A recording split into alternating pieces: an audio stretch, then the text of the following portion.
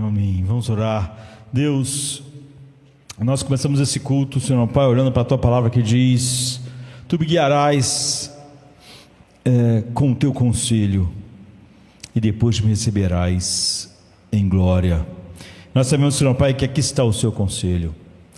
Nós sabemos que Ele é infalível, é perfeito, Senhor Pai, oh Deus, e que não há possibilidade de seguindo, Senhor Pai, sendo guiado, Senhor Deus, como um cego é guiado pelo Teu conselho, apesar da nossa incapacidade total, Senhor Pai, nunca, Senhor Pai, tropeçaremos, estaremos sempre, Senhor Pai, seguros. Então que cada um de nós veja, Senhor Pai, a Tua palavra como se fosse os Seus próprios olhos, que nós valorizamos, como se fosse, Senhor Pai, oh Deus, a única luz desse caminho escuro, de tal maneira que a gente não tente tirar, Senhor Pai, luz de mais nada, porque nada mais tem luz, Deus, a não ser a Tua palavra.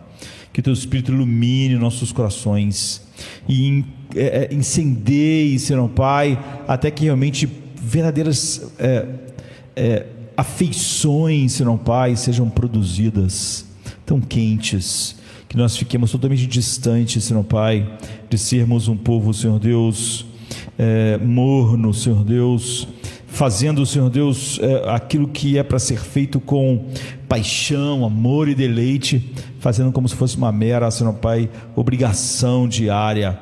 Oh Deus, tire toda essa mentalidade, todo esse espírito de nós e nos faça verdadeiros amantes da Tua palavra.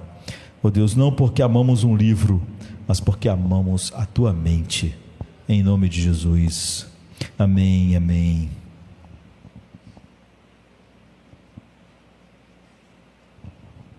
Amém. Estamos meditando em Efésios 4, 24 a 32, eu não sei nem mais quantas vezes meditamos aqui, e eu só não digo que a gente está aqui empacado, porque ninguém fica encapado num lugar maravilhoso, de comida maravilhosa e paisagem maravilhosa. A gente chama de se hospedar, né? Não queremos ir embora, e é assim que a gente fica aqui. Em Efésios 4, né?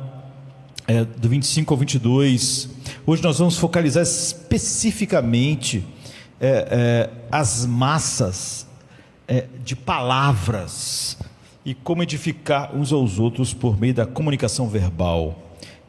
Nós temos analisado essa passagem por várias semanas, porque há muito nelas.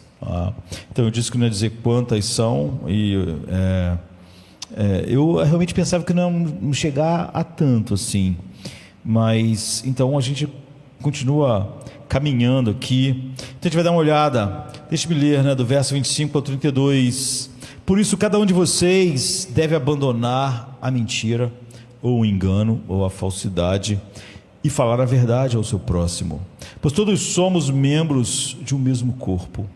Quando vocês ficarem irados, não pequem, nem deixem que o sol se ponha sobre a vossa ira. Ou então algumas pessoas dizem: e nem deixem que o sol se ponha enquanto vocês ainda estiverem irados, e não deem lugar ao diabo. Aquele que furtava, não furte mais, antes trabalhe fazendo algo de útil com as mãos, para que tenha o que repartir com quem estiver em necessidade. Nenhuma palavra torpe saia da vossa boca, mas apenas a que for útil para edificar uns aos outros, conforme a necessidade, para que conceda graça aos que ouvem. E não entristeçam o Espírito Santo de Deus, com o qual vocês foram selados para o dia da redenção. Livrem-se de toda amargura, indignação e ira, gritaria e calúnia, bem como de toda maldade. Sejam bondosos e compassivos uns para com os outros, perdoando-se mutuamente, assim como Deus os perdoou em Cristo. Então hoje nós já estamos vendo os vários aspectos da ira, que é pecado e que dá lugar a Satanás. Nós vimos que toda essa sessão, Paulo não está interessado em aconselhar aqueles conselhos sábios, simplesmente sobre todos os aspectos da vida para as pessoas em geral, não. Ele está falando sobre pessoas que foram regeneradas, e o que ele está ensinando na verdade é como se despir do velho homem e se revestir do novo. Por isso nós falamos que há sempre essas injunções negativas e positivas. Deixai o engano, isso é se despir do velho. Mas se você ficasse aí, então você só vai ficar despido. Mas falai a verdade. Então você se reveste do novo homem. Sempre que ele dá uma injunção, ele dá a outra injunção, que é o se revestir do novo homem. E você vai ver que depois, Paulo, para você não ter nenhuma dúvida, ele diz que toda a ira, mesmo a ira que não é pecado, nós já vimos, não vamos falar de novo, ela ainda assim não é como a alegria no Senhor, por exemplo. Como eu disse, Paulo não diz, alegrai-vos no Senhor, não deem lugar ao diabo. Ele não diz isso, não é? Ele diz o contrário. Outra vez digo, alegrai-vos, porque a alegria em Deus não nos deixa em perigo como a ira deixa. Mesmo a ira, que é a ira que não vem do ego, não é? O que eu estou defendendo, o que eu quero destruir, aquelas duas perguntas que nós temos que fazer sempre que nos sentimos assim, mesmo a ira que as respostas a isso, o que eu estou defendendo e o que eu quero destruir, sejam exatamente de acordo com o coração de Deus, ainda assim, se nós deixarmos isso se pôr, terminar de um dia para o outro, e nós alimentarmos aquilo, vai se transformar em pecado, e nós estaremos dando lugar ao diabo. Então, agora, Paulo começa a falar, e a gente já viu isso, as manifestações na prática da ira. E é por isso que ele começa a falar todas essas coisas que a gente viu, o cuidado no falar, a calúnia, a gritaria, bem como a indignação e bem como todo tipo de bondade. Ele só está expressando todas as maneiras que a ira pecaminosa se manifesta. Está dando o contraposto positivo. Então hoje a gente está interessado sobre a comunicação verbal, mas ainda é irai-vos e não pequeis, e não deixe o sol se pôr, porque a ira ela fala, ela age. Então ele também se propôs a falar e mostrar essas coisas. Então vamos olhar especialmente para o versículo que diz: nenhuma palavra torpe saia da boca de vocês, mas apenas a que for útil para edificar os outros conforme a necessidade, para que conceda graça aos que ouvem. De novo, ao despir-se e o se vestir. Nenhuma palavra torpe saia da boca de vocês. Isso é o despir do velho homem. Mas, não é que você fica sem palavras, mas apenas a que for útil para edificar. Isso é se revestir do novo, conforme a necessidade, para que conceda graça às pessoas que te ouvem, elas fiquem mais próximas de Deus, fiquem mais próximas da sabedoria de Deus. Então nós estamos nos aproximando do final da análise de todos esses subtemas ou assuntos menores dessa passagem. Então já falamos sobre deixar o engano, e no primeiro verso, falamos sobre a ira, falamos sobre o perdão e a amargura, porque tudo isso é a maneira como a ira age, e aqui estamos falando sobre comunicação verbal. E no entanto, se você pensar bem, se tivéssemos que organizar tudo em Efésios 4, de 25 a 32, ao redor de um tema, provavelmente seria esse: a referência à ira, à honestidade, ao perdão, à gritaria, à calúnia, ao fato de dizermos apenas coisas que edificam. Há um sentido em que toda a passagem, de alguma maneira, está falando sobre a nossa comunicação. Toda a passagem trata de como usamos as nossas palavras, e não é surpreendente que Paulo dê tamanha centralidade. Ele vai falar sobre calúnia, gritaria, palavra torpe, palavra inútil, não é? Então a Bíblia concede às nossas palavras uma importância muito grande. Se você olhar a Bíblia toda, você vai ver que há uma ênfase que você pensaria ser desproporcional à nossa língua, ao que a gente fala. E eu acho que talvez, por a Bíblia falar tanto, talvez seja uma das coisas que as pessoas menos levem a sério. Quando Deus leva tão a sério, fala tanto a respeito disso, não é? Eu quero que a gente considere esse assunto como Deus, como um assunto muito, muito solene. Eu quero que vocês fiquem tão incomodados ao refletir sobre esse texto quanto eu. São palavras muito, muito solenes. Provérbios, por exemplo, 18, 21 diz: a morte e a vida estão no poder da língua. Você sabe que isso aqui foi usado para desvirtuar e falar sobre confissão positiva e essas coisas que as pessoas engendram algo totalmente falso, aí só depois vão para a Bíblia tentar achar algum verso que parece, aos olhos deles, combinar. O livro de Tiago diz que a língua é como o leme de um navio. Navios são estruturas enormes, grandes, num mar revolto, e o leme é uma peça muito pequena no navio. Na massa total do navio, o leme ocupa pouca massa, mas ele guia tudo. Ele guia todo o rumo do navio. Todo aquele imenso navio vai chegar no fim para aquilo que o leme direciona. Pode fazer o navio chegar ao porto ou perecer para sempre. Da mesma forma, se a língua é controlada, Tiago diz, ele usa essas metáforas, toda pessoa pode estar sob controle. Agora, são afirmações notáveis, não é? Porque afirmar que se você controlar uma única coisa na sua vida, a tua vida inteira está controlada, é dar essa importância desse leme à nossa língua, à nossa comunicação. E Jesus chega a dizer que nós seremos julgados por toda palavra fútil e inútil que falarmos. Ou seja, não há nenhuma palavra que você vai falar que vai ser dito, isso é uma bobagem, isso não tem importância. Todas elas vão ser julgadas pelas nossas palavras. Agora, por que tudo isso? Porque Tiago diz que isso é um fogo que incendeia um bosque todo, que manifesta o coração de Satanás.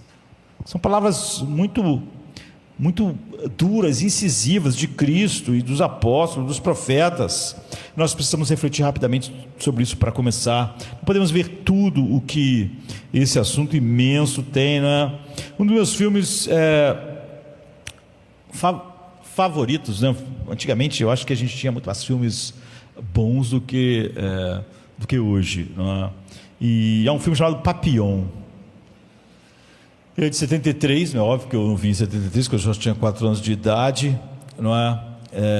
Mas eu pude ver muitas vezes, de Franklin Skinner, o diretor, e há 2 atores excelentes, que é Dustin Hoffman e Steve McQueen, 2 ícones, né? E a história é baseada numa história real, num livro autobiográfico de Henri Charrier, que conta a jornada angustiante e os desafios de ficar preso injustamente, condenado à prisão perpétua numa temida ilha, onde todo mundo tinha medo de ir para lá, a Ilha do Diabo, né? Que fica na Guiana Francesa. Era o governo francês, mas ele levava as pessoas que o Estado menos queria e levava para esse lugar. E esse filme, Papillon, nos leva para uma série de momentos emocionantes e brutais, já que é uma ilha, uma colônia penal brutal. Mas o que mais nos marca, apesar de brutalidades físicas, foram as representações dos confinamentos solitários, de como as pessoas foram colocadas na solitária e deixavam-se lá muito tempo. E uma dessas cenas impactantes, a gente vê o Papillon, não é? Interpretado por Steve McQueen. É óbvio que todo o tempo ele e o amigo dele estão tentando fugir daquela ilha, mas não é fácil fugir de uma ilha no meio do oceano. E ele foi jogado numa cela escura e totalmente claustrofóbica. E ele foi isolado ali por meses e meses, naquela cela. E durante esse período ele começa a lutar para manter a sua sanidade. Aquele lugar onde ele não via ninguém, não tinha luz, pequeno, ele tinha que lutar para não ficar louco, para manter sua sanidade e para preservar sua normalidade. E eu acho isso muito, muito significativo. Sabe, ele fala sozinho, com ele mesmo. Ele relembra histórias da sua vida passada, como se estivesse conversando. Ele tenta calcular o tempo em que ele está lá, você no escuro, num lugar pequeno e fechado, sem janelas, sem nada, sem ver ninguém. A noção do tempo, depois de um certo tempo, fica muito confusa. E ele desenha quando alguma pequena luz entra na parede com os poucos recursos que ele encontra, uma pedra, alguma coisa assim. E um momento particularmente emocionante ocorre quando ele imagina estar conversando com seu amigo de fuga, não é? com o qual ele imagina fugir, né? Louis Dega, o que é interpretado pelo Dustin Hoffman. E ele, a troca imaginária dele, falando com o amigo não estava lá, ele estava na solitária, reflete não apenas a necessidade de conexão, mas também sua luta contra a crescente sensação de abandono que ele sente. E num diálogo ele disse: nós conseguimos sobreviver a isso, Dega. Se a gente consegue, nós vamos provar que somos mais fortes do que eles. E não importa o que aconteça, a liberdade ainda está dentro de nós, apesar de tudo fora de nós ser cadeia. Essas palavras ressoam profundamente, revelando uma força de vontade quase que indomável, né, dele. E essa sequência é profundamente perturbadora e fascinante ao mesmo tempo, porque os esforços que ele faz para se comunicar consigo mesmo, para falar com ele mesmo, seja por palavras, pensamentos, desenhos, mostram que a solidão extrema desafia os limites da mente humana, queridos, expondo a importância crucial da interação social e do contato humano. Como isolado alguém pode ficar louco. Imagine, o inferno não é um lugar onde você tem comunhão, todos estarão lá sozinhos para sempre. Para haver comunhão tem que haver coisas que só a graça pode colocar no coração do homem: bondade, amizade. Não haverá mais, cada um viverá o seu próprio inferno. E quando você pensa naquele homem que ficou um tempo naquela solitária, e você vê que a solidão desafia os extremos da mente humana, expondo a importância crucial da interação social e do contato humano. Isso não faz você refletir? Por que nós precisamos tanto disso? Por que precisamos tanto de outras pessoas? Por que precisamos tanto de falar e ouvir? O que isso revela sobre nossa necessidade de nos comunicarmos. Talvez quando se concentra tudo num filme que você está olhando, você enxergue melhor quão profundo e essencial é esse impulso humano de conexão, a ponto de sua ausência nos levar à loucura ou à morte. A ausência de qualquer comunicação, de solidão completa, leva à loucura ou à morte. Papillon, mesmo nas piores condições, ele se agarra na esperança e tenta encontrar significado na resistência, algo que muitos de nós buscamos em situações adversas. Ele não tem o que nós temos, ele não tinha, não é?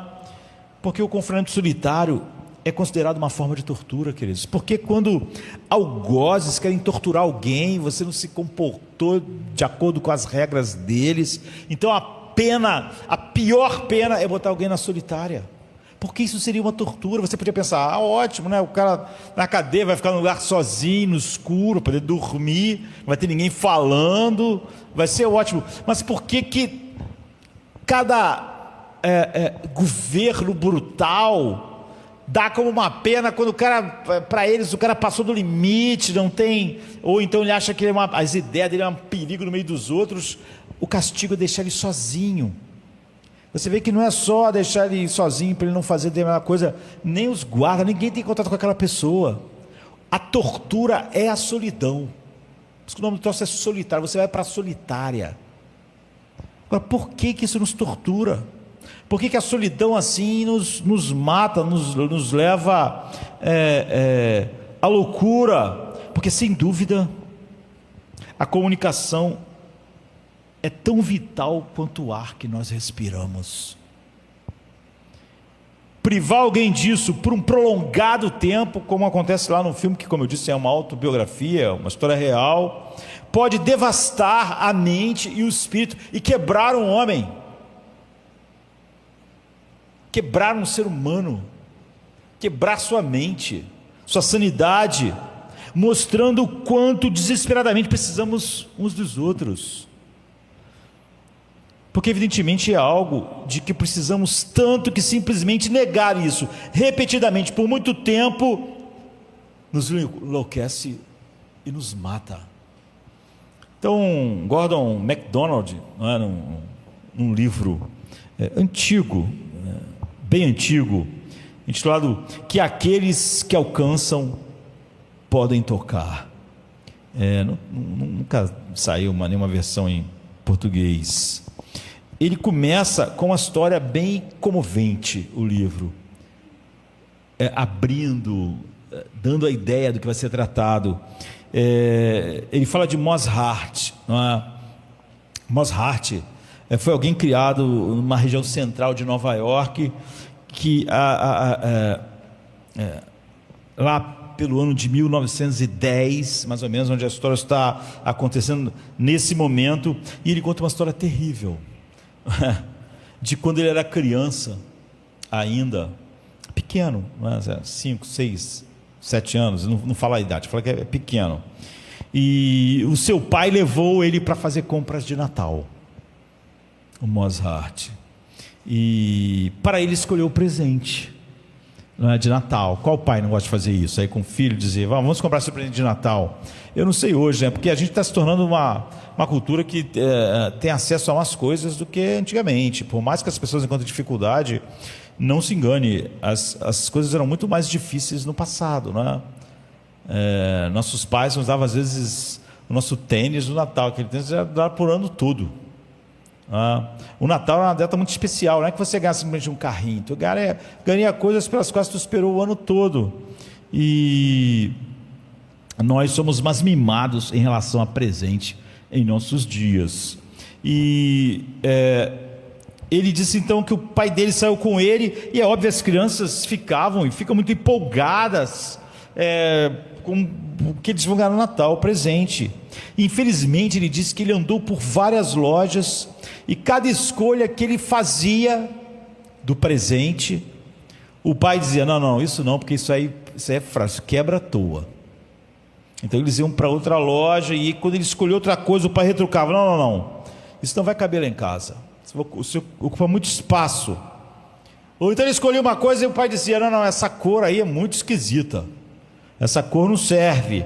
E ele disse que a raiva dele, né, de Moz, ele ainda criança, não sei a idade exata, mas criança, ele disse que a ira dele começou a crescer, sabe, do irai-vos, então, até ele perceber, mesmo sendo uma criança, que o seu pai, na verdade, qual era o problema real, né? Ele percebeu que o seu pai, na verdade, sentia vergonha, porque o seu pai não podia comprar nada que ele tinha escolhido até ali, sabe? O pai não tinha dinheiro suficiente para as coisas que ele escolheu.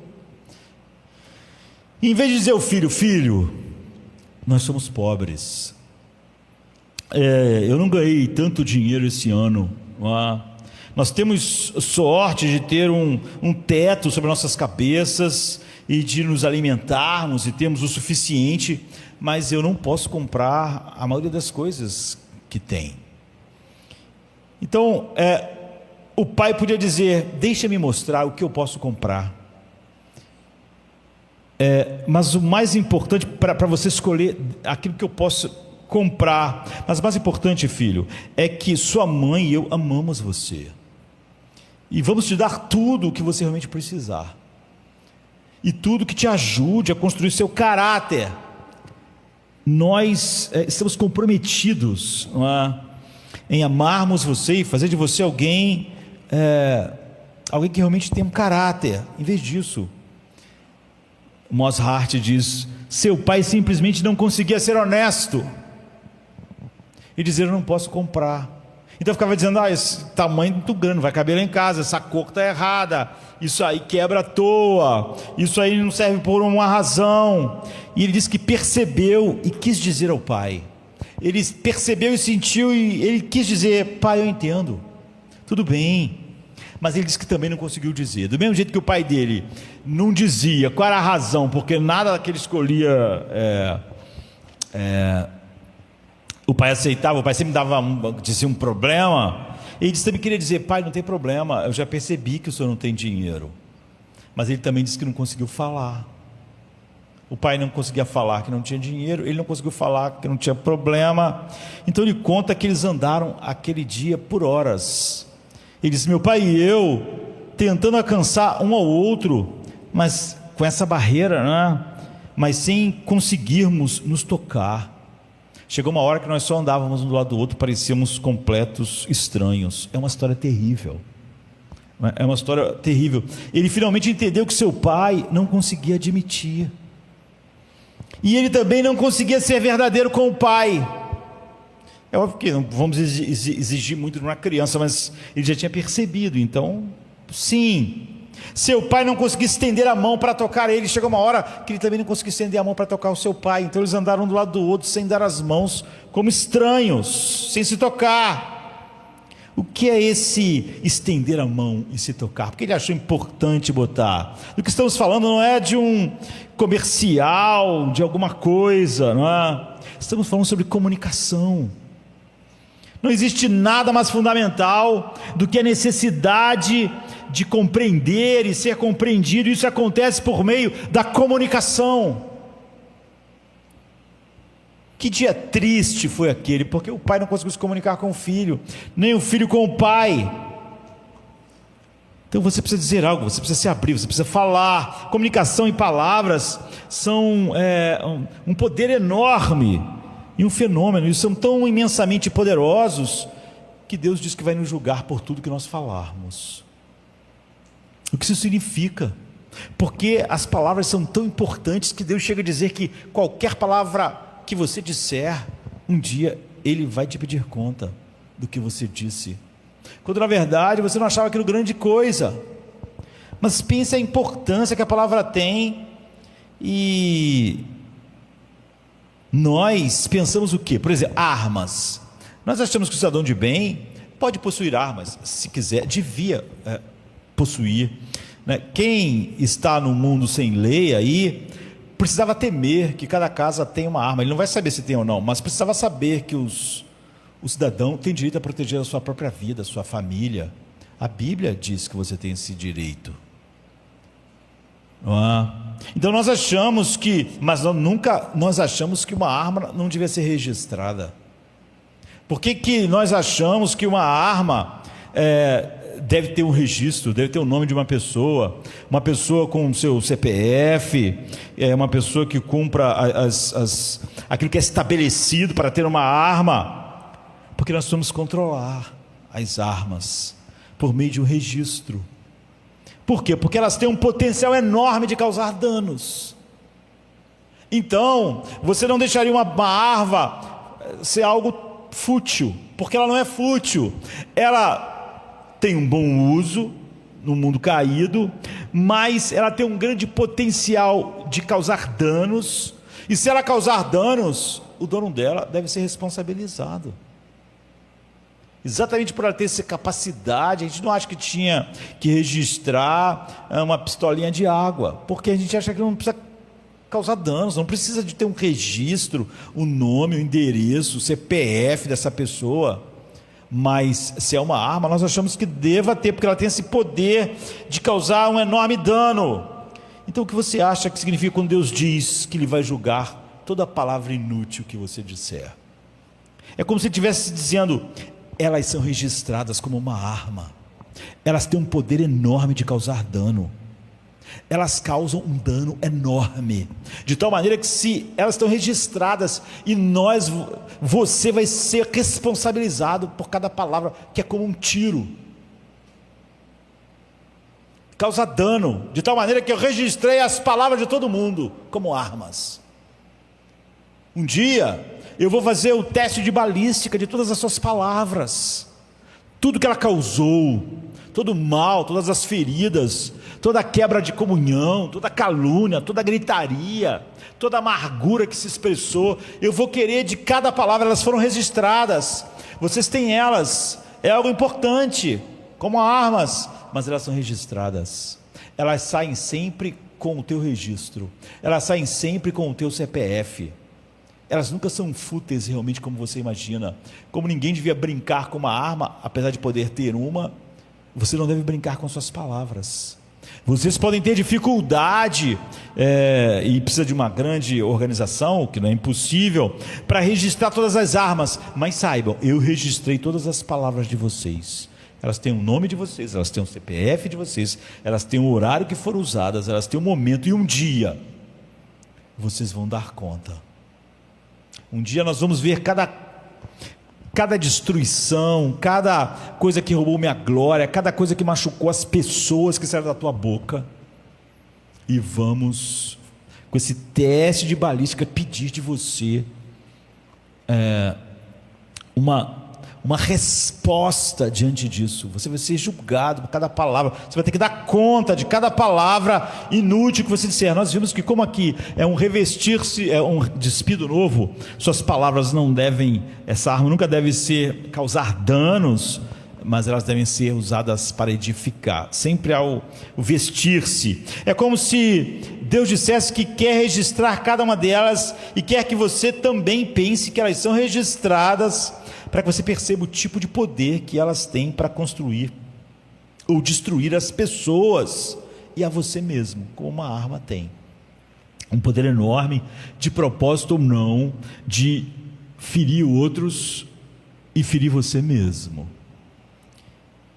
Cada uma das suas palavras é como uma pequena bomba que pode entrar na alma de alguém, penetrar lá no centro e explodir lá dentro. Cada uma das palavras, das suas palavras, tem um tremendo poder sobre você. Palavras ditas, palavras escritas. Hoje em dia nós temos o fenômeno da internet, podemos falar na internet, né? Com a nossa voz, podemos escrever, então. Todas elas estão registradas. Ele vai julgar cada palavra inútil, porque a comunicação e a fala são um poder impressionante. Como vimos eu mencionando o filme Papillon, um homem, uma das piores torturas a um ser humano é deixar ele incomunicável numa cela sozinho durante meses, anos. O homem enlouquece. Então é algo admirável e é um poder enorme, e usada por Deus e pelo Espírito tem uma grande capacidade de abençoar, mas tem uma grande capacidade de destruir. É o que Paulo está dizendo. E algo poderoso gera muita responsabilidade. Quanto mais poderoso é algo que dão a você, mais responsabilidade está sobre você, mais será cobrado de você, porque algo que tem um potencial tão grande destrutivo precisa ser administrado com o máximo de responsabilidade. Então é algo maravilhoso. Não é de espantar que Deus nos responsabilize por isso. Quando Ele nos dá uma coisa muito grande, muito poderosa, então Ele nos responsabiliza mais ainda. E essa capacidade de falar é algo intrínseco e essencial ao que significa nós sermos feitos à imagem de Deus. O que nos diferencia de outras formas de vida?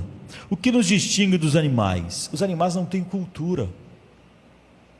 Eles são muito inteligentes, são surpreendentemente inteligentes. Eles são adoráveis, mas eles não têm uma cultura. Eles não podem, com suas palavras, edificar os outros de tal maneira que a próxima geração já parta de um certo ponto. Os cachorros não têm uma cultura. Então o que acontece?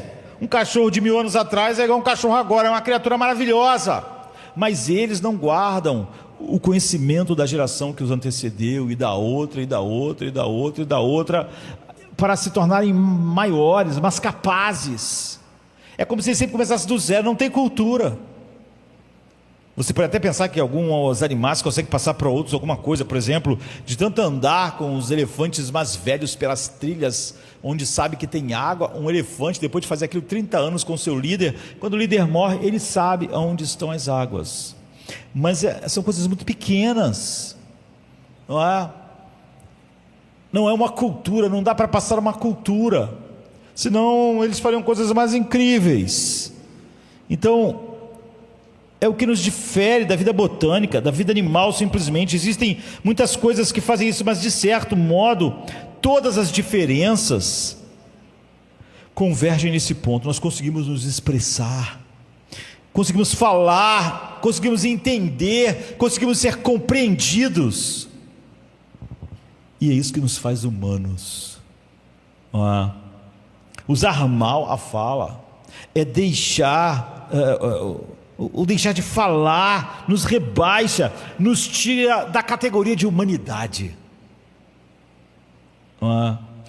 É parte do que significa ser a imagem de Deus, e também quer dizer que o motivo de falar é por isso que tem tanto poder, porque é algo que Deus não deu a todas as suas criaturas. Os homens foram presenteados com isso e algumas outras criaturas. E por que a fala é tão poderosa? Deixa eu ver a hora aqui. Porque quando falamos, somos como Deus, pois Deus é um Deus que fala, não é? É o que o torna Deus. É muito interessante comparar o cristianismo com todas as religiões, com as religiões orientais, não é? Nesse ponto específico. As religiões orientais acreditam que Deus é impessoal, que é uma força que está em todas as coisas, que é meio Avatar, sabe? O filme, que não é Ele, mas é algo. Deus é algo. Deus não é Ele, não é o eu sou. Deus é algo, é uma força, e portanto essa força, parte dessa força está em todas as coisas. Se Ele não é pessoal, em consequência você verá que nessas religiões palavras e fala não tem a mesma importância que no cristianismo, judaísmo. Um budista estava dizendo, quando foi perguntado: você ora? Ele respondeu: é claro que não, eu medito. E é algo completamente diferente, apesar de ser a mesma palavra, não tem nada a ver com a meditação. É incrível como você vê os cristãos realmente se degeneram de todas as formas. Tem cristãos que fazem yoga, mas nada pode estar mais distante de qualquer exercício cristão de um filho de Deus. Por que ele diz que ele não ora? Ele medita. Porque o meditar oriental, quando a Bíblia fala sobre ela tem seu prazer na lei do Senhor e nela medita dia e de noite. Você está meditando no que Deus falou, nas palavras. A meditação oriental, ao contrário, é esvaziar sua mente, não é? Posição de lótus. Quanto mais você não pensar em nada, você começa a entrar em harmonia com o todo, que Deus está em tudo. Deus é algo, não é alguém. Então é isso que é meditar para eles, é esvaziar a mente. Já nós meditarmos é nos enchermos da mente de Deus. É totalmente diferente.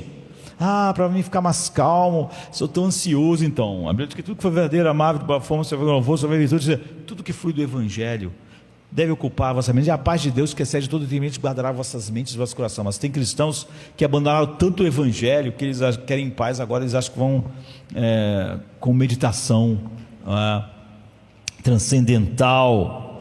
Então, ele diz: você ora? Ele respondeu: é claro que não, eu medito. Na oração você se volta para Deus, você deseja entender e ser entendido, você se expressa, você fala.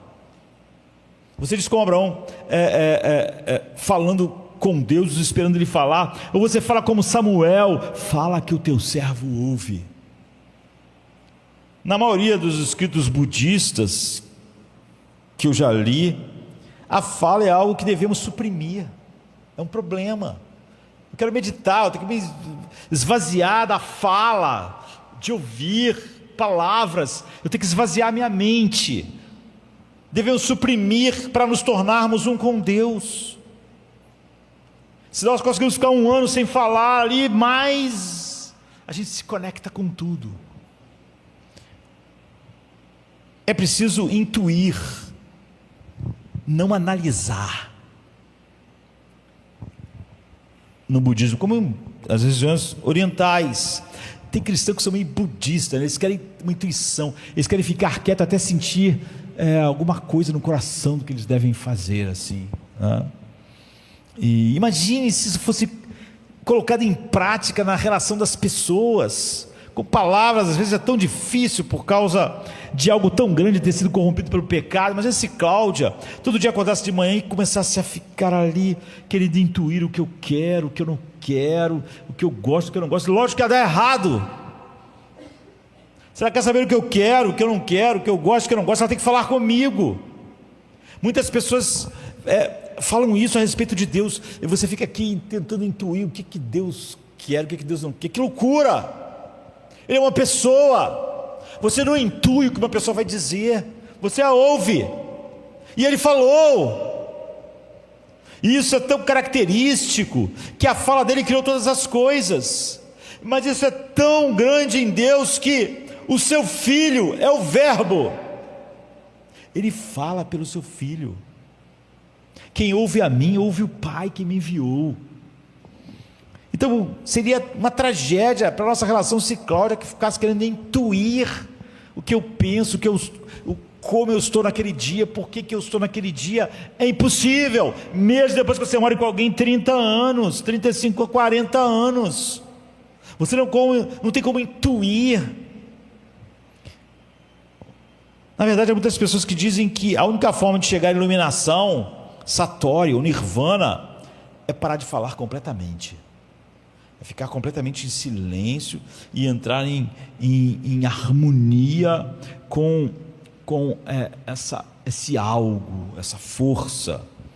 No pensamento oriental, Deus não é pessoal. Então, porque Deus não é pessoal, a fala é uma coisa rebaixada, uma coisa menor.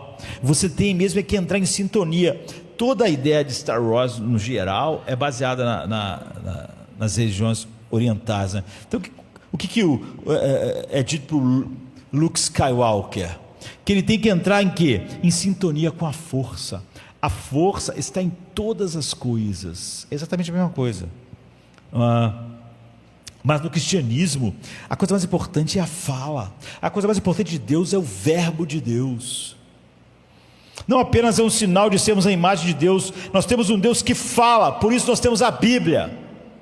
Quem quer ouvir Deus não senta ou fica esperando um sonho. Imagine também se Cláudia quisesse me entender através de sonhos. Se ela quiser me entender, ela tem que me ouvir, tem que falar comigo. Ela não pode nem me intuir, nem me sonhar.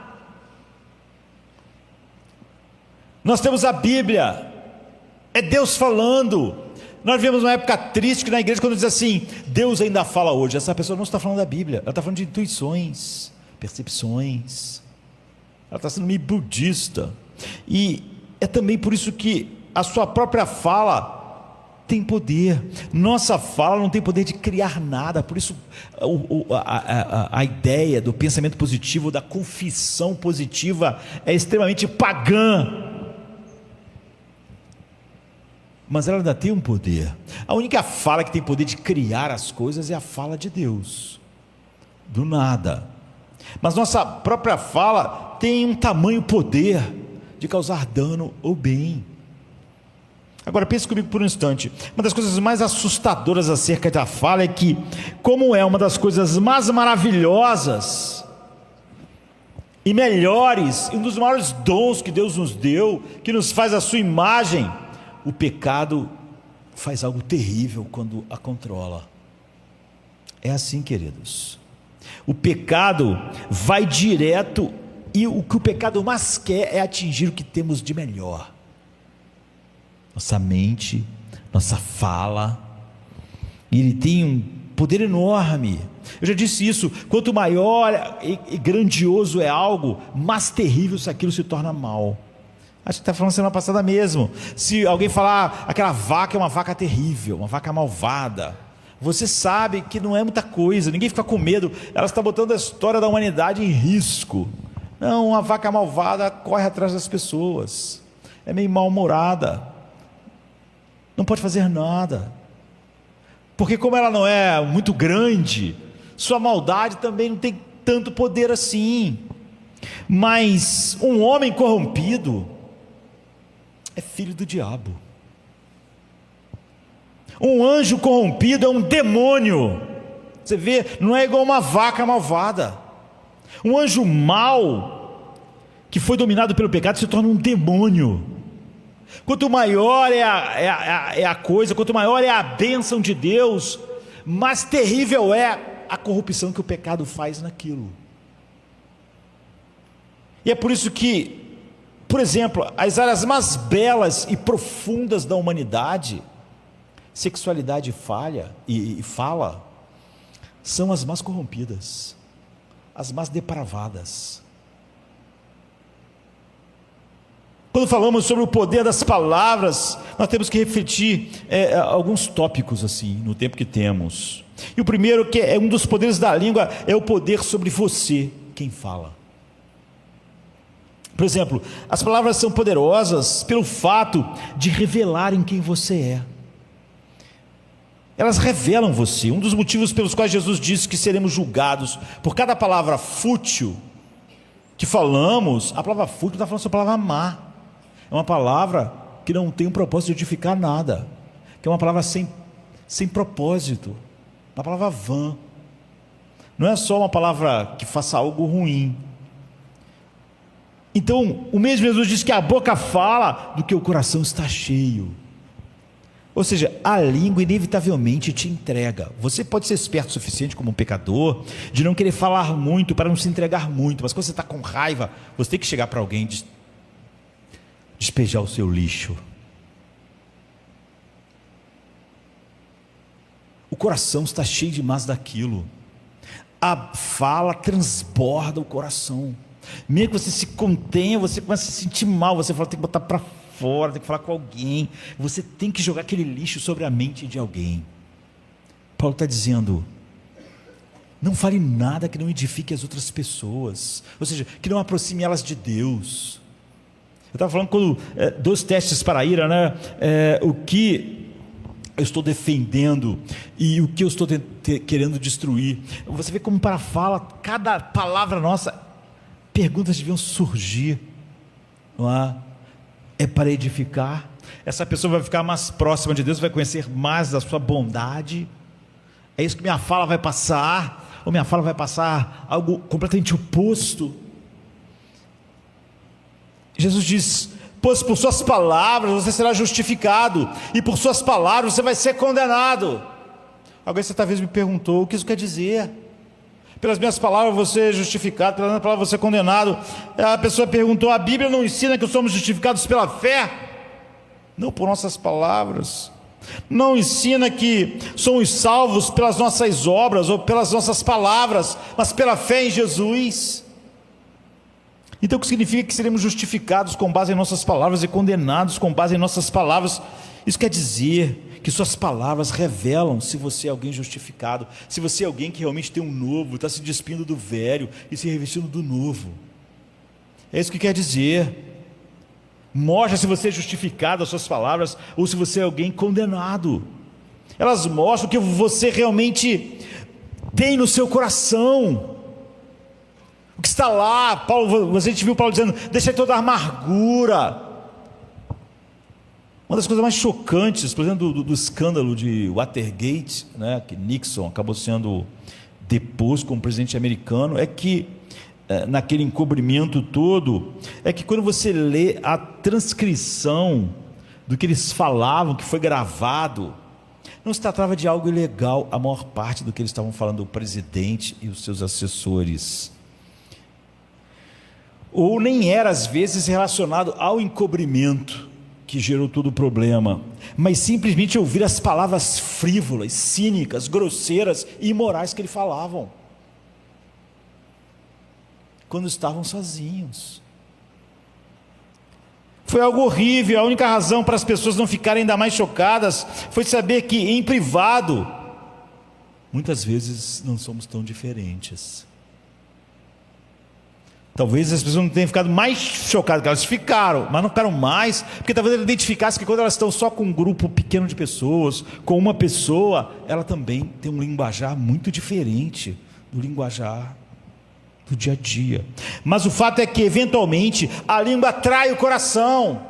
Mesmo quando você tem cuidado, eu não quero que as pessoas pensem que eu sou uma pessoa amarga, ressentida, que eu estou com raiva daquela pessoa, que eu estou com ódio. Você não quer passar essa imagem, mas isso é tão poderoso que você acaba achando um ou outro que você quer falar sobre aquilo. Essa é a preocupação de muitos de nós. Temos coisas dentro de nós e em vez de nós olharmos aquilo e pensar no que Paulo falou, irai-vos, mas não pequeis, Não deixe o sol se pôr sobre a sua ira, não deixe nenhuma amargura. Em vez de pensarmos nisso, nós só queremos esconder com nossas palavras, mas nós queremos encontrar confidentes que possam nos ouvir. Nossos corações querem expressar sua amargura, mas mesmo esse confidente fala assim: olha, o que eu sinto é que você está com muita raiva, é que você está com ressentimento, que você está amargo. A pessoa vai dizer: não, não é isso, é uma questão de justiça, não sei o quê. Nós, ao mesmo tempo que não queremos que as pessoas percebam a natureza de nossos pensamentos, não conseguimos esconder completamente. A boca acaba falando do que nosso coração está cheio, mas eventualmente, por causa disso, as tuas palavras te traem. Isso é terrível, porque elas acabam revelando coisas que estão lá, impurezas, coisas corruptas e sujas. Então Jesus diz: pelas suas palavras você será justificado. Elas evidenciam se você é justificado ou não, e pelas suas palavras você vai ser condenado. Elas evidenciam, Paulo está dizendo, é uma evidência se você está se despindo do velho e se vestindo do novo. Isso deveria marcar uma grande diferença entre cristãos e não cristãos, embora na prática muitas vezes não haja uma grande diferença, não é? Mas é o que nós almejamos que haja. Todos nós somos crentes, sabemos que a Bíblia diz que há uma luta em nós entre a carne e o espírito, ou seja, Deus colocou um novo princípio imortal, e ele só não pode ser derrotado e vai triunfar no fim, porque ele é imortal, e lutar contra algo imortal é simplesmente inútil.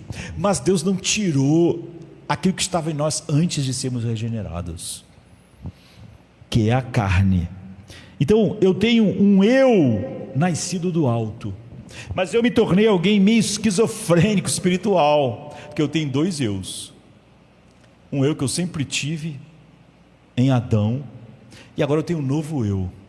E é por isso que eu posso negar a mim mesmo. Quando negar a si mesmo é uma coisa meio esquisita, meio sem sentido. Só não é sem sentido porque eu tenho dois eus. Eu tenho um eu regenerado que deseja Deus e o ama e se deleita nele, mas eu ainda continuo tendo um eu que não faz nada disso. Então esse eu imortal nega o eu. Essa é a luta entre a carne e o espírito. O espírito está lá para colocar vida, poder, glória nesse eu imortal. De tal maneira que todo pecado é fruto do eu antigo que ainda está em mim, que o novo eu não pode pecar. O novo eu, a mente dele é amar ao Senhor, se deleitar no Senhor, meditar na sua palavra, mas o velho eu não. Então essa luta. Então há uma pessoa sendo criada segundo a semelhança de Cristo dentro de mim, gerada pelo Espírito Santo, como um bebê foi gerado, e isso está crescendo. Mas, por outro lado, há um velho homem em mim, que ainda está se corrompendo. Ele não tem melhoras. Você vê, Deus, em vez de ir melhorando o velho homem, Ele não tirou ele de lá. Ele me deu uma nova vida, um novo eu, e agora eu diariamente estou me despindo do velho e me revestindo do novo, mas os dois ainda estão em mim. Paulo, quando está dizendo isso, está dizendo que o velho eu em mim, esse que eu nego, ele ainda, por ele mesmo, então, a ira e todos os pecados da comunicação que flui da ira estão lá, porque ele está se corrompendo. Mas o que acontece é que esse eu imortal está sendo edificado. Eu estou sendo revestido cada vez mais dele. Ele está cada vez mais parecido com tudo que ele será para sempre. Não é o nosso estudo hoje, né? Mas quando tudo que há lá dentro é podridão, porque um homem não regenerado, não cristão verdadeiramente, ele só tem um eu corrompido, que está se corrompendo. Não essa luta dentro dele. Então, quando tudo que há lá dentro é podridão, o descrente realmente passa a maior parte da vida simplesmente disfarçando para toda sujeira não sair. E eu ter uma imagem totalmente destruída. Então, ele fica controlando as palavras para não deixar, mas ele precisa muito falar aquilo com pessoas. E às vezes com todo mundo, e às vezes na internet, é assim. Mas muita coisa você não quer que descubra. Tudo que está lá, nada é bom, nada é centrado em Deus. Então você não quer que as pessoas descubram o quão assustado você está. O velho homem é assim, o homem que não nasceu de novo, não há nada do novo nele. Você não quer que as pessoas descubram o quão irado você está, o quão lascivo você é, o quão ansioso, o quão desanimado. Você vai tentar passar outras imagens, mas tudo é mentira, porque não há nada novo dentro. Lá dentro existe nada que realmente está focado na glória de Deus. Já o cristão, mesmo que experimente essas coisas, mesmo que essas possibilidades estejam lá, já que nós falamos que o velho homem está lá, uma luta está estabelecida, mas lá dentro existe aquilo que Jesus falou, tudo sobre ele, tudo que é bom, amável, de boa fama, se há algum louvor, se há virtude, é disso que ele se alimenta. Então a paz de Deus, que é ser todo inteligente, guarda a mente dele, guarda o coração. Quando você está em seu melhor momento, ocorre o oposto do que ocorre com um homem sem Deus. Em vez de tentar esconder o que está no coração, você desesperadamente quer expressar o que está lá. Davi diz: a minha boca é como a pena de um destro escritor. Ou seja, ele está dizendo, experimentar exatamente o que Paulo está dizendo aqui. Fala só palavras que edifiquem os outros. Em vez de tentar esconder o que você tem no coração de mais precioso, você quer desesperadamente revelar Cristo. Por isso Paulo diz: ai de mim se não pregar o evangelho. Como? Está enchendo minha mente, está enchendo meu coração, o amor dele me constrange, eu tenho que falar, em vez de esconder. Então, enquanto o homem sem Deus passa o tempo todo controlando e escondendo, um filho de Deus cada vez está mais cheio de coisas para falar, que edificam os que ouvem. Quando você está em seu melhor momento, você se sente frustrado, muitas das vezes, porque suas palavras não conseguem comunicar tudo o que você sente por dentro. Sabe, quando Pedro diz assim: vocês, o mundo não entende vocês se tornaram, como Jonathan diz, um enigma para o mundo, porque vocês, não vendo Cristo, o amais. E não vendo agora, estão cheios de uma alegria indizível. Uma alegria indizível, está vendo? As palavras não podem expressar. Isso é uma frustração para o novo homem. Não é que ele sente alegria, ele sente uma alegria e ele pode expressar e contar muito dela, mas ele sente uma alegria que ele não consegue nem expressar. Não há palavras para dizer para as pessoas quão bom é o deleite dele em Cristo. O vocabulário é fraco. Isso é uma frustração.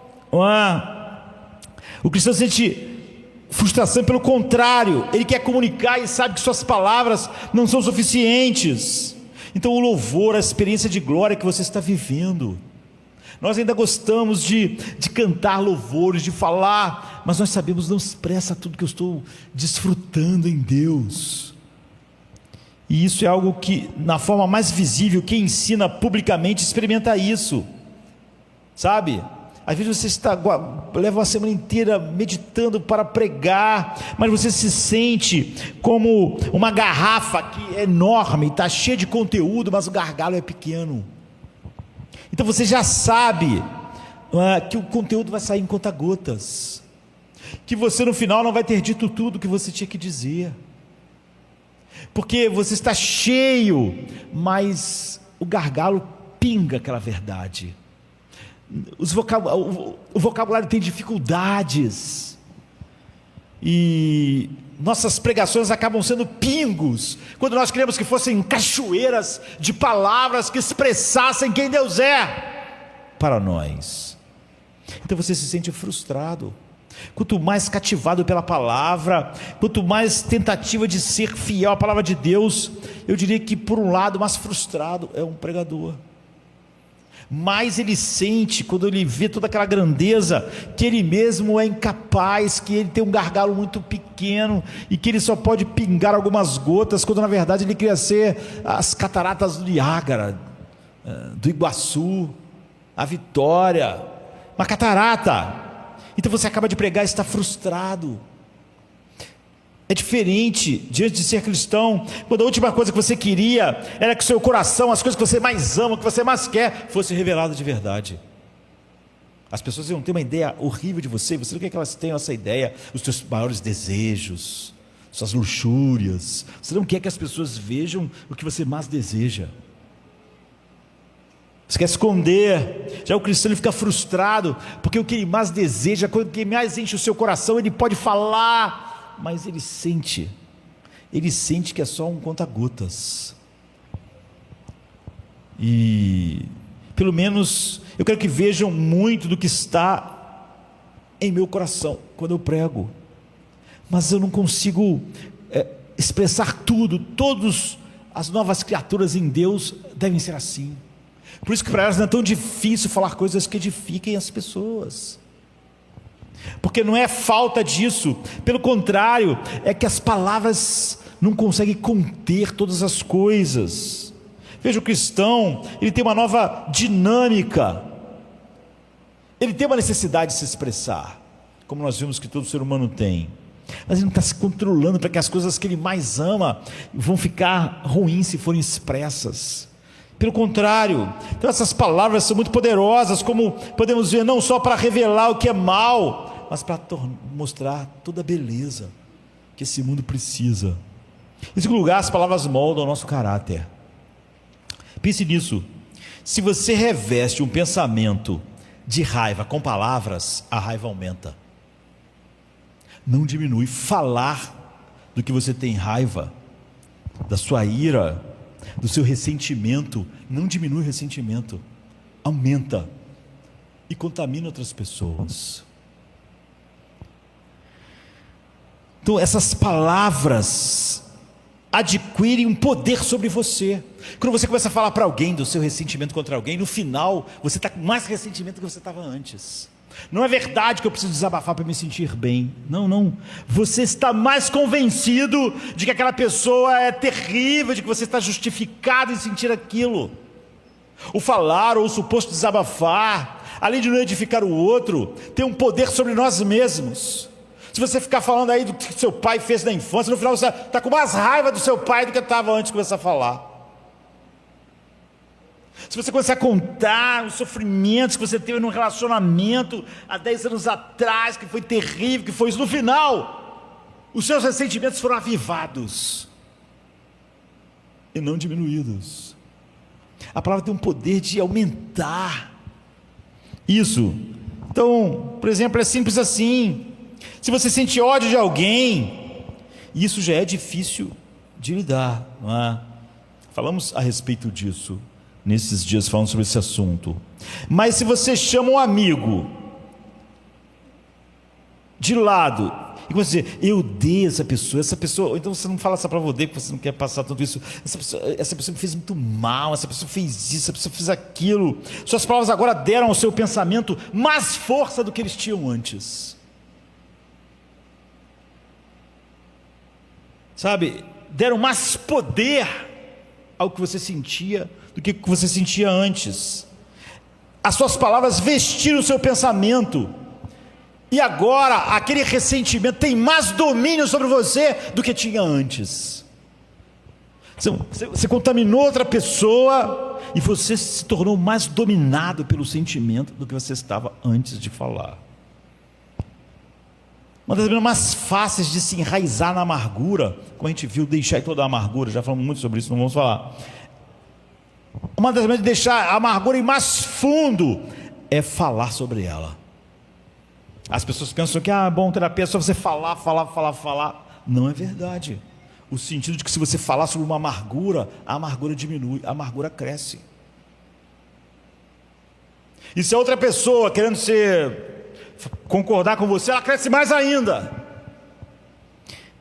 As palavras têm vida própria, queridos, e elas vão voltar até você, ou como abutres, para devorar você, ou como a pomba de Noé que voltou com um galho de oliveira.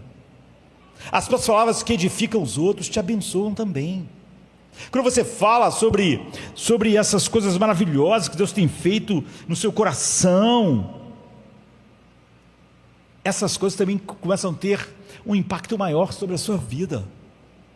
Então todas as suas palavras voltam como um abutre para devorar suas entranhas, ou como uma pomba como a de Noé que volta com um galinho de oliveira com vida, com mais vida. Elas possuem poder e elas acabam ganhando vida própria e podem acabar te controlando quando você achava que controlava elas. Quando eu digo isso, não quero dizer que você nunca deve expressar sentimentos negativos. O princípio é, quando você reveste um pensamento de raiva com palavras, a raiva ganha um novo poder sobre você. E quanto mais pessoas você fala sobre aquilo, mais poder a raiva toma sobre você. É o caminho oposto de se despir do velho e se revestir de novo. Você está botando umas camadas do velho homem, se é que você tem a camada do novo homem, porque essa coisa contínua mostra que você não está se despindo do velho, porque não tem nenhum novo para se revestir. Então as palavras tornam pensamentos e motivações mais reais. Às vezes teus pensamentos e as suas motivações não eram tão reais. Depois que você fala sobre eles, elas ficam mais reais, mais vívidas, mais nítidas. Em alguns casos é importante expor até as emoções mais esquisitas e sombrias, como forma de reconhecimento. Asaf, ele diz: eu tive inveja, Senhor, porque isso terá mais poder sobre ele, encarar o fato, a verdade. É inveja, mas ele não está falando isso, você vê, achando que está certo. Ele está dizendo: eu fui como um animal perante ti, fui como uma besta. Ou então Jó, falei daquilo que eu não entendia. Então ele está falando sobre algo negativo, mas você vê, ele está falando de algo negativo como negativo. E é óbvio que aquilo tem um poder sobre ele também. Quando Asaf consegue admitir que é inveja, então ele pode tratar, porque Deus pode tratar a inveja. Mas Deus não pode tratar se eu acho que a inveja não é inveja. É nesse sentido que Jesus disse que veio para os doentes. Ele não quer dizer que no mundo existem pessoas doentes e não doentes. Todo mundo está doente igual. Todos nasceram na mesma desgraça. Mas quando você percebe isso é inveja, então eu sou um doente. É uma metáfora. Não quer dizer que a inveja é uma doença, porque o hormônio está funcionando. É uma metáfora. Você então precisa do bom médico. Não é de um médico, é do bom médico, porque só ele sabe lidar com a inveja. Asaf admitiu: fui como animal perante ti. Ele botou isso em palavras, e isso teve mais poder sobre ele. Ou seja, a visão horrível da inveja ficou mais clara para ele quando ele falou, quando ele admitiu: eu fiz, eu senti, o nome é esse.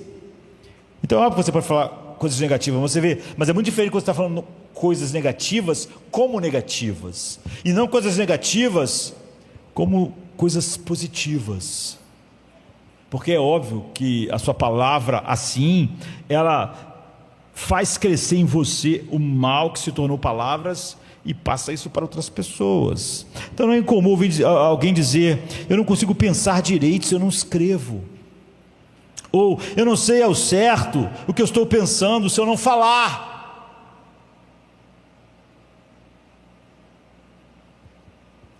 Eu descobri muito cedo que escrever me fazia guardar as coisas.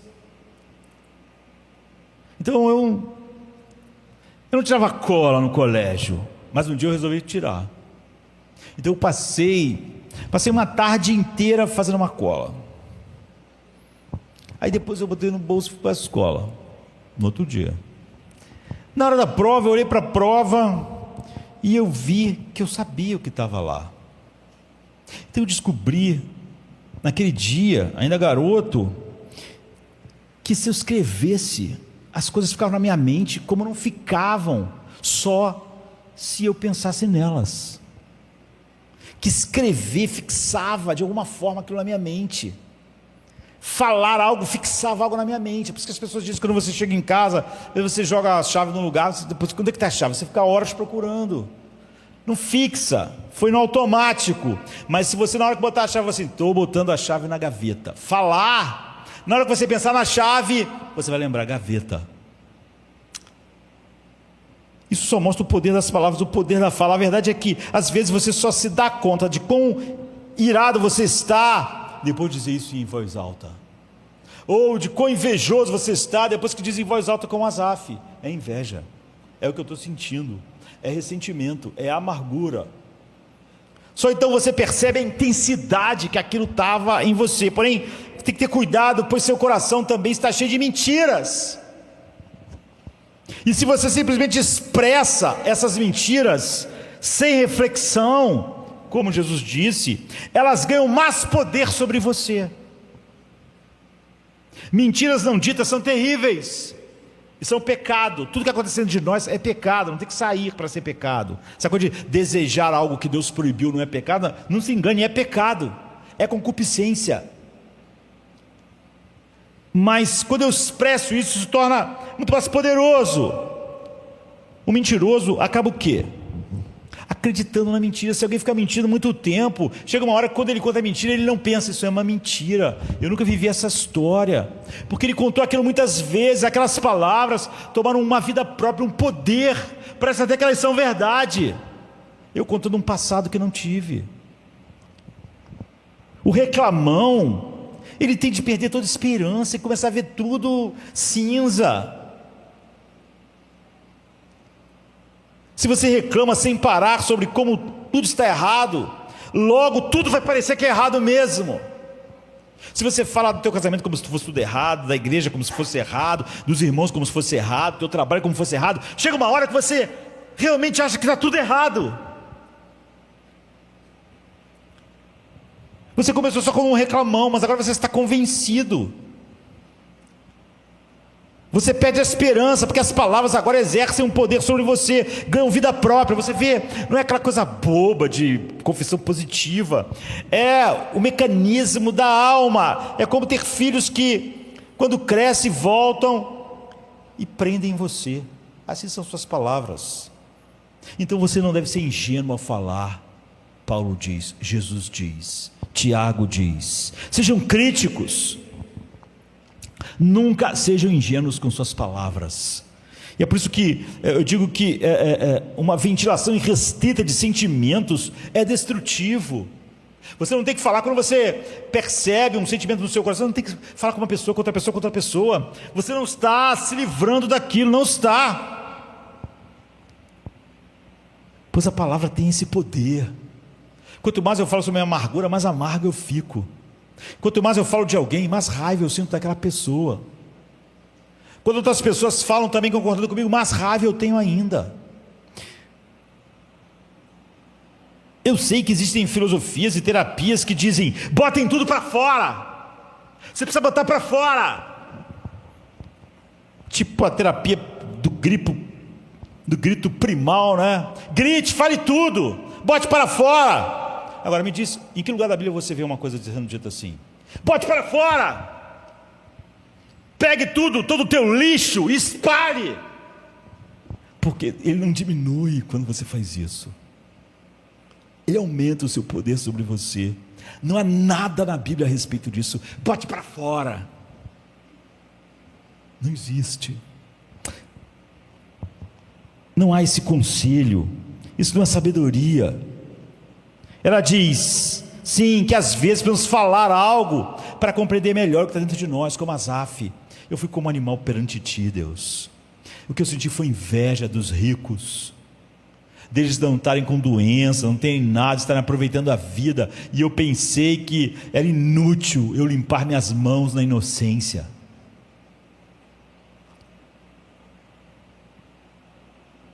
Precisamos falar algo para compreender melhor o que está dentro de nós. Suas palavras têm esse poder de revelar quem você é. Mas não seja bobo. Seu coração é cheio de enganos e mentiras. Ele vai dizer, bote para fora, se livre disso, isso está aqui na garganta, você precisa falar. E no final você odeia mais do que odiava.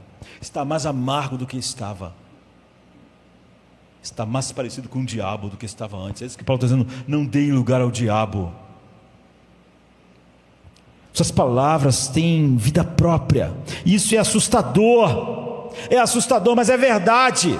Você pode se arrepender do que falou de alguém, para algumas pessoas. Você pode se arrepender do que falou de alguém na internet, mas você não pode nunca mais voltar atrás. É como matar alguém. Você pode se arrepender totalmente, mas você não pode dar vida à pessoa que você matou. Isso é uma tragédia. Você não pode recolher suas palavras, elas ecoam para sempre.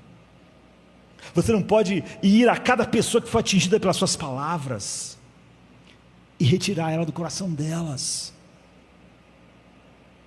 Então você sente, mesmo depois de arrependido, que o mal concreto foi feito, que não pode ser retirado nem por você. É como se elas não te pertencessem mais. Mesmo se você fosse nos mesmos lugares e falasse contrário, estava errado, blá blá blá blá blá blá, você não tem controle de quem vai ouvir.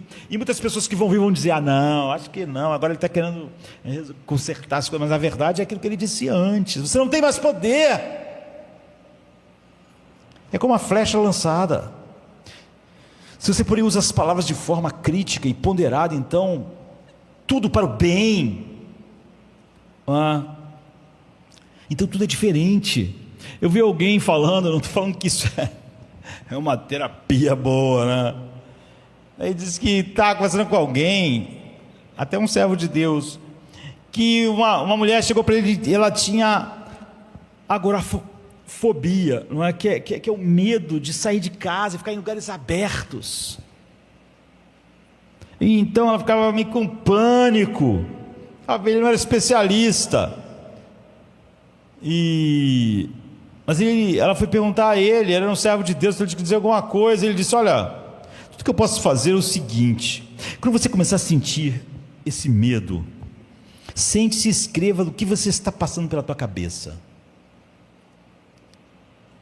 Coloque em palavras tudo que você está sentindo, tudo que está na sua cabeça. E depois eu quero que você leia em voz alta, até a gente se encontrar de novo. Eu quero que você me diga do que você está com medo. E sabe o que aconteceu? Ou seja, ele não estava recomendando isso como uma terapia, para você começar a botar isso em prática, e é isso que resolve as coisas. Mas ela melhorou rapidamente, porque ao expressar em palavras o que ela sentia, aquilo se tornava tão absurdo, que ela disse que ela mesmo começava a rir. É isso mesmo? É isso que está me prendendo em casa? É disso que eu tenho medo? Isso é ridículo! E ela começava a rir dela mesma. Nesse caso, as palavras lhe deram poder sobre as emoções. Viram quão ridículo era, que prendia ela. As palavras mostraram para ela quem ela realmente era. Era ridículo, era bobo, era como ser destruído por uma pena, uma pluma, como se fosse um punhal. Se alguém dissesse: eu tenho medo de que alguém venha com uma pena e enfie no meu coração, você diz: ridículo, uma pena não entra no meu corpo. Era assim. Isso é quão crucial é. Em terceiro lugar, o poder da língua sobre quem ouve. Se você usa mal a sua língua, você não só se destrói. Paulo está dizendo: não. A raiz de amargura passa para outras pessoas, se destrói outras pessoas. Você não aproxima elas de Cristo, você não aproxima elas do caráter de Cristo, você não aproxima elas do novo homem, do qual ela devia estar se despindo do velho e se revestindo do novo. Você não só está não se despindo do novo, do velho, você está crescendo no velho homem, como está levando outras pessoas. Você devia dizer coisas que as edificasse, as tornasse mais parecidas com Cristo, ajudasse elas a se despir do velho. Você não está fazendo isso. De certa forma, isso soa como justiça poética, não é? Eu acho, não é?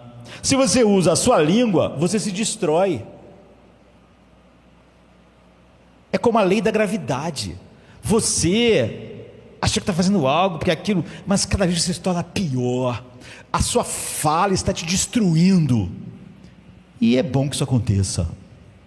É bem merecido que nossas falas, quando não são para edificar, em vez de só envenenar as pessoas, nos destruam, nos façam mais amargos, mais parecidos com o diabo. Porque é uma justiça poética.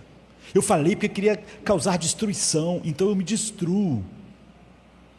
Porque ela é como a lei da gravidade. Ninguém vai te multar por você violar a lei da gravidade. Você vê que não tem um guarda atrás da gente. Olha, você está rompendo a lei da gravidade, hein? Se continuar rompendo a lei da gravidade, eu vou te prender. Não existe isso, é uma lei. Se você se jogar do telhado, você vai cair. Ninguém vai te multar. Está vendo? Vai ser multado. Você se esborracha. É uma justiça poética. Você quebra a lei, você se machuca. Não precisa de alguém vir atrás de você. Essa é uma lei em que, se você infringe a lei, o castigo está embutido na transgressão. Quando você transgride a lei da gravidade, o castigo vem imediatamente. Cai, se arrebenta, se machuca, bate com a cabeça, machuca tudo. Ou como alguém disse certa vez, se você quebra a lei da gravidade te quebra. Se você viola as leis divinas a respeito das palavras, elas vão partir você, vão deixar você mais miserável. E é uma justiça poética. Você queria destruir, mas suas palavras te destroem. Se você usa suas palavras de forma desonesta, ou com raiva, ou com ira, de forma corrompida, com qualquer tipo de corrupção, você acaba mais corrompido do que você estava antes, pelo mal. Mas infelizmente, você não vai cair sozinho. Há essa justiça poética. Pelo menos alguém, quando cai do telhado, ela se machuca sozinha. Quando alguém cumpre a lei da gravidade, ele sofre sozinho. Mas você vai arrastar muitas pessoas junto com você. Paulo diz: diga coisas que edifiquem os outros. É isso que é se despir do velho. Não falar nada que corrompa as outras pessoas, mas pelo contrário, falar algo que as edifique, que é bom, que transmita a graça. Então as palavras têm esse poder de penetração enorme. É disso que a Bíblia fala, especialmente em Provérbios. Elas possuem um poder de penetração que foge à explicação. Como eu disse, a gente foi feito a fala é tão importante para nós, que uma das maiores torturas para nós é nos botar confinado numa solitária.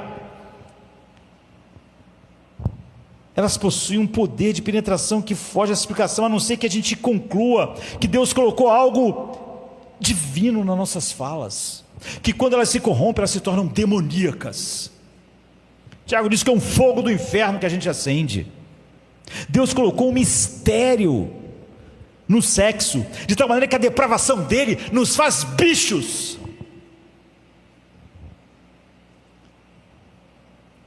Animais irracionais. Nada desumaniza mais as pessoas do que as palavras e o sexo. Foi Deus quem criou a linguagem. Veja, as palavras têm um poder enorme para ferir. Pense em quantos milhões de assassinatos, suicídios e guerras foram provados. Pensa no que as palavras de Hitler trouxeram ao mundo. Eram só palavras no início. Parecia que não ia ferir tanto as pessoas, mas as feriu de milhões de maneiras diferentes. Incontáveis casamentos foram destruídos permanentemente por palavras, porque a pessoa simplesmente quis botar para fora, em vez de olhar, dizer diante de Deus: isso é inveja, isso é mesquinharia. Não, eu não fiz isso, eu coloquei as palavras de uma maneira que fossem uma arma, e elas foram. Mas a justiça poética, eu estou destruído com aquilo que eu destruí. Às vezes uma frase, às vezes apenas por uma palavra. Pessoas, crianças têm a vida arruinada, não é só por causa daquela palavra, porque isso é uma romantização. O que aconteceu? O ser humano já está destruído pelo pecado, e a maneira que ele processa essas coisas também é por causa do pecado nele. Ninguém é algo só por causa das coisas que ouviu, por causa da coisa que experimentou. Ele é algo por causa da maldade do seu coração, com o qual ele responde às coisas. Portanto, no final, ele é responsável pelo que ele é diante de Deus. Mas ainda assim, você sente que contribuiu. Palavras dos pais tem um poder sobre os seus filhos, do marido tem um poder sobre a sua esposa, da esposa tem um poder sobre o seu marido. Pode agir como uma bomba que se aloja no centro da pessoa e explode lá dentro.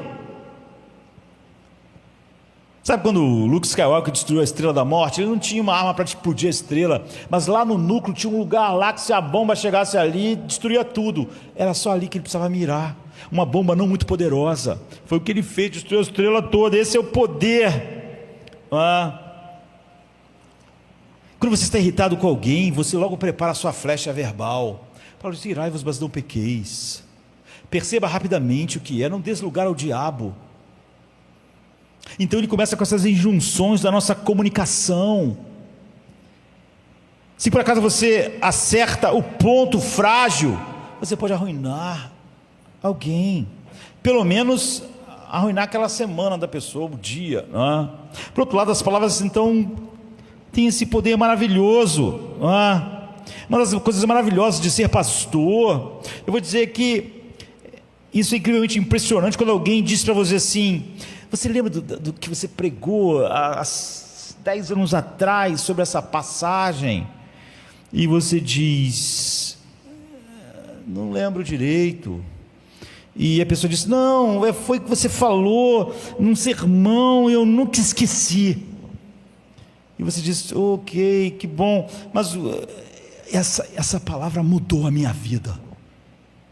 Você nem lembra o que é, não é? Você nem lembra, às vezes era parte do sermão que você nem tinha pensado tanto, mas aquelas palavras foram como uma quimioterapia no câncer daquela pessoa. Ela disse: você salvou a minha vida, aquilo mudou a minha vida. Eu não entendia nada do evangelho, eu estava debaixo de uma amargura, eu estava debaixo de enganos, eu estava com um relacionamento, aquela palavra naquela noite, naquele dia, mudou tudo. Você pensa: caramba, uma palavra que eu nem lembro. Você fica até constrangido, a pessoa às vezes quer falar alguma coisa sobre aquilo, você não lembra mais. E a pessoa diz: eu nunca mais esqueci aquela palavra. E você fica com vergonha pensando: uma semana depois eu já não lembrava direito mais do que era, que dirá 10 anos depois. E você pensa, às vezes passa 20 horas preparando um sermão, 3, 4 dias, e às vezes uma palavra uma frase que vem na hora, junto com o conteúdo, e aquilo que mudou a vida da pessoa, não que você passou tantas horas, e a pessoa diz: aquilo mudou a minha vida. As tuas palavras têm penetração. Às vezes você não lembra mais do que você disse. Por acaso aqui num sermão, quando a pessoa diz isso, é uma coisa que edificou ela há 20 anos atrás, e mudou a vida dela toda, e mudou a família, e mudou os filhos. Mas às vezes também você pode ter uma palavra destrutiva, que 20 anos depois a pessoa lembra: aquela pessoa me disse aquilo e foi terrível. Por isso também é enorme o poder de afirmar, de edificar. Provérbios 16, 24 diz: palavras agradáveis são como um favo de mel, doces para a alma e trazem cura para os ossos. E existem um monte de estudos que mostram que os médicos, eles vão de leito em leito. Se eles foram de leito em leito e falar assim: poxa, veja que você está melhorando, olha só, que bom, você está com a cara boa, que legal. E se você vai em 50 leitos e não disser nada, só olhar a papelada, fizeram umas caras, ou então você fala assim, o médico, né, depois que você está lá já uma semana: nossa, você está com a cara péssima. Você verá que estatisticamente aqueles 50 que receberam essas palavras gentis, encorajadoras, elas estão se recuperando melhor. E aquelas que receberam aquelas palavras: você está péssima, né? Você está... aquilo vai até os ossos. Então você percebe o poder que você tem nas mãos. Você viu porque que lá no início a gente falou que as palavras são registradas, porque elas são como armas que têm que ser registradas, porque elas têm um poder enorme, não um poder místico, de criar situações. E você pensa: não vai adiantar nada dizer algo bom para aquela pessoa, um encorajamento, é inútil, você não sabe. Suas palavras devem edificar as pessoas com o evangelho, né? Não com o politicamente correto. Você pode mudar completamente a vida de alguém. No mínimo, você melhora o dia daquela pessoa, no mínimo. Benjamin Franklin, e nós vamos cear, ele conta uma história que eu acho incrível, né? Ele disse que não gostava especialmente de George Whitefield, duas personagens tão famosas, né? E Benjamin Franklin disse que ele não gostava, porque George Whitefield é um homem que participou do avivamento tanto na Inglaterra quanto na Nova Inglaterra. Acho que não dá para pensar num avivamento em que alguém participou de maneira tão grandiosa, né? Porque John Wesley estava só na Nova Inglaterra e outros estavam só na Inglaterra, mas o Whitefield estava com Jonathan Edwards na Nova Inglaterra, pegava um navio e viajava. Naquela época era difícil, meses para lá, e acontecendo um avivamento nos dois lugares, ele sendo meio que o meio catalisador daquilo. Então Benjamin Franklin, tão importante por outros assuntos, né? Ele disse que ele não gostava de ver o Whitefield pregar, porque ele pregava muito bem. E Benjamin Franklin não acreditava no evangelho, mas ele falava que ele pregava muito bem, e ele não gostava, porque além de falar bem, no final, quando George Whitefield fazia um apelo para os orfanatos, ele sempre acabava dando muito dinheiro. Então ele pensou, eu nunca mais vou ver quando o George Whitefield for falar, porque além dele falar coisas que me incomodam, né, com a verdade de Deus, e falar tão convincentemente, ele sempre consegue tirar dinheiro de mim. E então ele tinha as palavras dele tinham essa capacidade. Então ele disse que ele foi com um amigo dele, falaram que George Whitefield estava lá de novo na Nova América, estava lá numa cidade, ele falou, estava perto, eu vou lá. Chamou um amigo e disse, mas eu não vou levar dinheiro. Ele pensando com ele mesmo, não vou levar dinheiro nenhum, que pelo menos dinheiro ele não vai conseguir tirar de mim quando ele falar sobre os orfanatos. Aí ele disse que ele foi, ouviu o sermão assim, impactante. Depois no final George Whitefield falou sobre os orfanatos, e ele não aguentou e falou para o amigo dele, está com dinheiro aí? Amigo diretor, faz um cheque de tanto aí, eu vou ter que contribuir. Então ele disse que George Whitefield tinha esse poder, e a verdade é que algumas pessoas são mais habilidosas com as palavras. Sabe quando alguém diz para Paulo, você está quase, daqui a pouco você quer que eu me torne crente também, do que você está falando aí. Então vamos encerrar. Na verdade eu não vou conseguir encerrar, eu acho que eu vou interromper aqui. A instrução principal aqui crie uma palavra torpe, saia da boca de vocês, mas apenas a que for útil para edificar os outros, conforme a necessidade, para que conceda graça a todo mundo que ouvir. Então Paulo está lidando com a ira na manifestação, e um dos lugares que ela mais se manifesta é na nossa fala. Ele está dizendo, você quer saber se você está se revestindo do novo e se despindo do velho? Então, suas palavras, elas começam a ser, elas não saem da sua boca de uma maneira torpe e causam as pessoas se afastarem mais do que um novo homem. Elas têm um efeito contrário, e diz para você não deixar nenhuma palavra torpe sair da sua boca, e nenhuma palavra que seja inútil, porque Jesus disse que você vai dar conta dessa também, não é uma palavra que foi desperdiçada em algo tão importante que Ele te deu, mas somente aquilo que serve para edificar. Então a minha pergunta ao final do culto hoje, se você começar a perceber o poder das suas palavras, a incrível capacidade que está em suas mãos, você precisa lembrar que elas são registradas como uma arma, e você está deixando a balística das suas palavras em todos os lugares, e Deus vai achar a sua palavra na mente, no coração de um monte de gente que foi destruída, mas tomara que sejam pessoas que foram edificadas pelas suas palavras, mas as suas marcas únicas das suas palavras estão lá. Então você deve pensar hoje, já que Paulo disse que você só não deve se despir, mas se vestir, você deve perguntar, eu estou usando essa capacidade da forma que Deus criou ela para fazer? Corromper minhas palavras é algo que me faz mais desumano, junto com a corrupção sexual. Eu vejo como minhas palavras são mais imorais do que a imoralidade sexual. que elas são uma das maiores marcas da imagem de Deus na minha vida. E quando isso é corrompido, então isso se transforma como um anjo grandioso, se transforma em Satanás, como minhas palavras, que eram para ser algo tão parecido com a imagem de Deus, se tornam a imagem do diabo. Não podemos, como eu disse, nós vamos ter que continuar falando sobre esse tema que parece sem fim, não é? Mas nós vamos chegar a um fim, mesmo que não possamos falar sobre tudo. Por isso cada um de vocês deve abandonar a mentira e falar a verdade ao seu próximo, pois todos somos membros de um mesmo corpo. Quando vocês ficarem irados, não pequem. Não deixem que o sol se ponha enquanto vocês ainda estiverem irados, e não deem lugar ao diabo. Aquele que furtava, não furte mais, antes trabalhe, fazendo algo útil com as mãos, para que tenha o que repartir. Nenhuma palavra torpe saia da boca de vocês, mas apenas a que for útil para edificar os outros, conforme a necessidade, para que conceda graça aos que ouvem. E não entristeçam o Espírito Santo de Deus, com o qual vocês foram selados para o dia da redenção.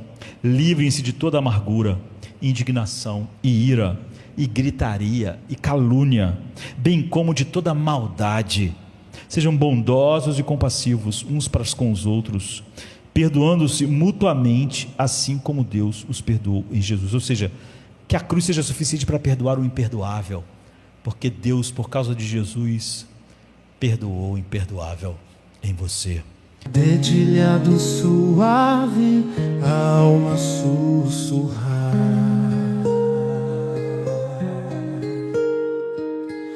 Lembranças ecoam, começam a falar.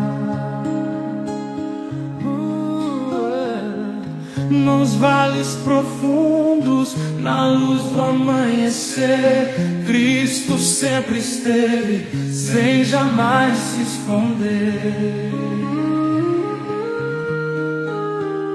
Cada passo que dei nessa estrada sem fim, momentos de luz, outros tão ruins, mas em cada queda tua mão me ergueu.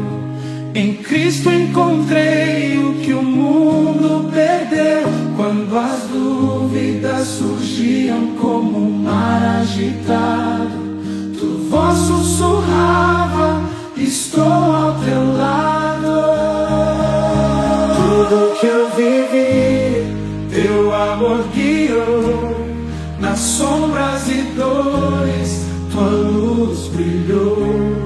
Os dias que ri, as noites que chorei, foram passos ao lado do Rei dos Reis.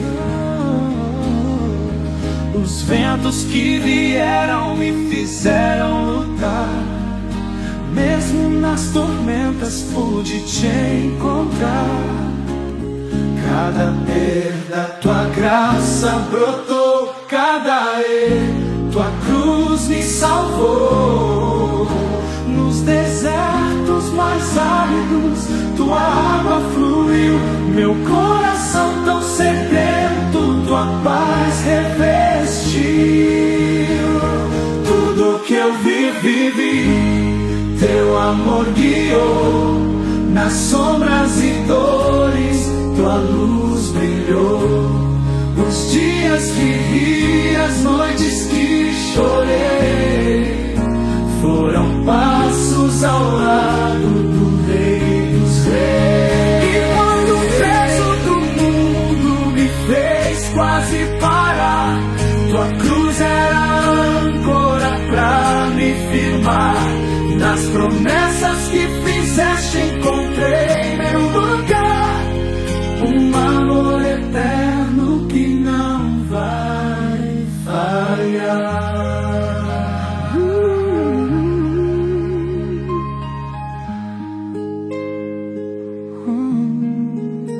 Cada sonho desfeito, cada nova visão foi moldado em Cristo, firmou meu coração.